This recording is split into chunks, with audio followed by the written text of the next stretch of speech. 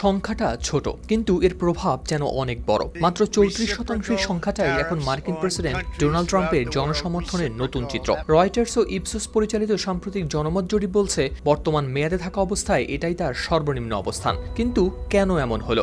উত্তরটা লুকিয়ে আছে মানুষের দৈনন্দিন জীবনে। জীবনযাত্রার ব্যয় বৃদ্ধি, জ্বালানির দাম 40% বেশি বেড়ে প্রতি গ্যালন ছাড়িয়েছে প্রায় $4। এই চাপ সরাসরি পড়ছে সাধারণ পরিবারের উপর। তার উপর রয়েছে ইরানকে ঘিরে যুদ্ধ পরিস্থিতি, যেখানে অনিশ্চয়তা আর খরচ দুটোই বাড়ছে প্রতিদিন। এই দুই কারণ মিলেই নাগরিকদের মধ্যে তৈরি হয়েছে অসন্তোষ। 4 দিন ধরে পরিচালিত এই জরিপে মাত্র 34% মার্কিন নাগরিক প্রেসিডেন্ট হিসেবে সমর্থন করেন ট্রাম্পকে। এর আগে গেল 15 থেকে 20 এপ্রিল পর্যন্ত রয়টার্স ইপসোসের আরেকটি জরিপে এই হার ছিল 36%।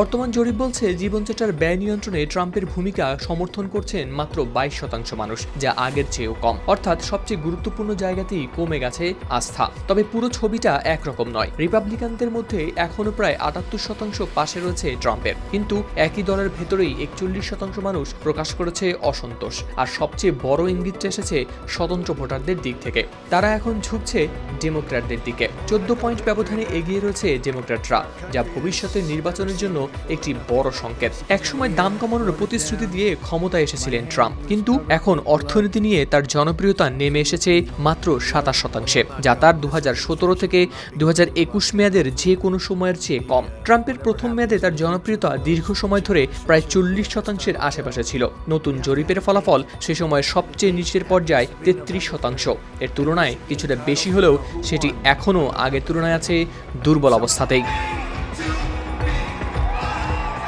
সাম্প্রতিক এই জরিপের অংশই নিয়েছেন মোট 1269 জন প্রাপ্তবয়স্ক মার্কিন নাগরিক, আর তাদের মধ্যে 1014 জন ছিলেন নিবন্ধিত ভোটার। তাই তাদের এই মতামতই এখন বলছে ওয়াশিংটনে বাড়ছে চাপ। এখন প্রশ্নটা খুব স্পষ্ট, এই পতন কি সাময়িক, নাকি এটি ইঙ্গিত দিচ্ছে আরও বড় রাজনৈতিক পরিবর্তনের? কারণ সংখ্যা কখনো মিথ্যা বলে না, আর রাজনীতিতে সংখ্যাই শেষ কথা। হাওলাদার শামীম, RTV।